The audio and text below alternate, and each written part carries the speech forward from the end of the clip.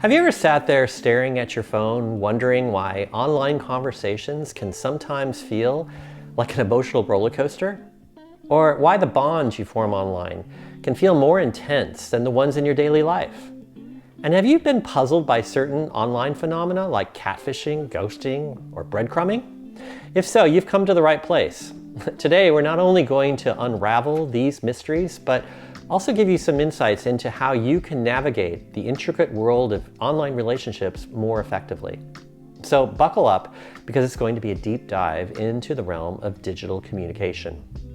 My name is Eric Vanman, and I'm an associate professor in psychology at the University of Queensland in Australia. And one of the things my lab group studies is online behavior. I've been long interested in it ever since I started to communicate with people online back in the 80s. Keep in mind that being online, whether it's on Snap, Instagram, WhatsApp, Whisper, or whatever, has at least 3 ingredients that are different from face-to-face communication. First, there's the potential for anonymity. When you're communicating online, you often don't have to worry about your physical appearance or social status. This can make it easier to be yourself and to connect with others on a deeper level. Secondly, there's control. When you're communicating online, you have more control over the way you present yourself. You can choose what to say, how to say it, and even when to say it. This can make you feel more confident and comfortable in your interactions with others. And third, attribution. When you're communicating online, you have less information to go on than you do in face-to-face communication. And this can lead to a process called attribution, in which you fill in the gaps about other people with your own assumptions and interpretations.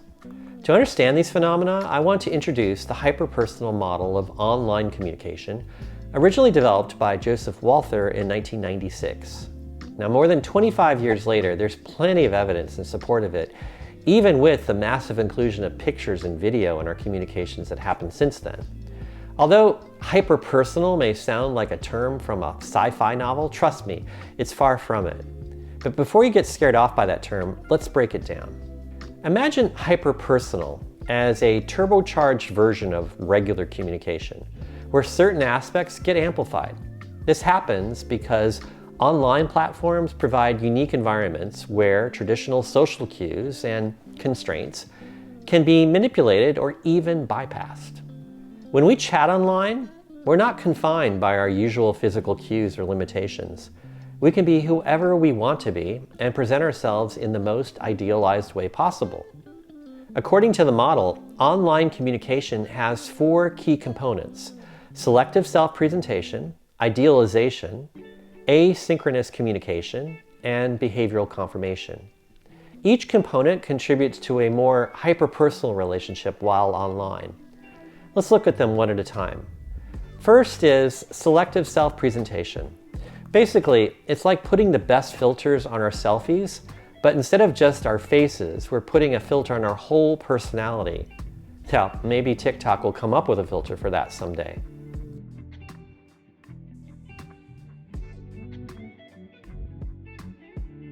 The second element is idealization. I've already talked about how online communication has a lot of attribution. That is, when we interact with someone, we don't have much information about them, so we fill in the gaps with our own assumptions. Now, as we fill in those gaps, we tend to idealize that other person based on our limited cues. For example, maybe this guy you're talking to uses a lot of smiley emojis, so you think, oh, he must be a very friendly person. Now, let's turn up the intensity even more. With online communication, we have asynchronous messaging. Let's say the other person asks you a personal question. You can take your time to compose a response, to make it witty, emotional, and thought out. You could take seconds, minutes, hours, maybe even days before you answer. Now, of course, the longer you take, the more the other person will likely start to think that there's something wrong. Nevertheless, whenever you do respond, it's not necessarily then a real-time version of you. Finally, there's behavioral confirmation. Each person starts behaving in a way that fits with how the other person sees them. Maybe the other person sees you as funny, smart, or sexy, so you act a little funnier, smarter, or sexier. With each person acting the way they are seen by the other person, it makes the bond between the two of you even stronger and more intimate. When you mix all these factors together, you get a communication cocktail that's potentially more intense than face-to-face communication. Thus, it's now hyperpersonal. But there's a flip side to this coin. The same factors that make online interactions intensely personal can also lead to some challenging situations like catfishing, ghosting, and breadcrumbing. These are terms we're hearing more and more in today's digital age. Catfishing is when someone creates a fictional online persona to lure others into an emotional relationship.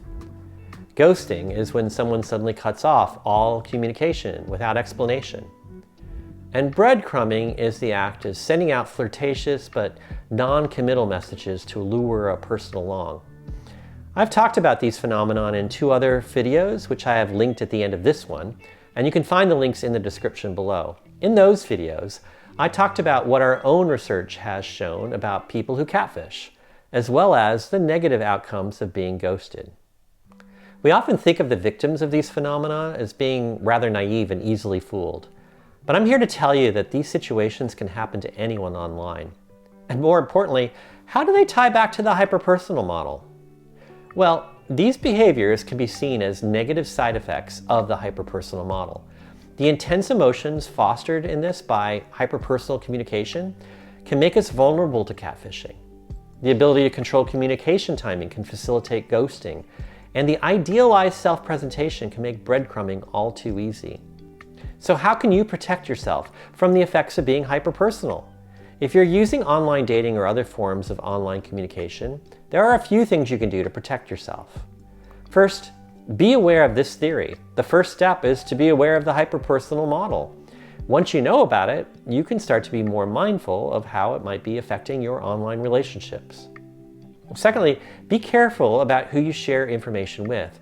Don't give out your home address, phone number, or other personal information until you've gotten to know the person well.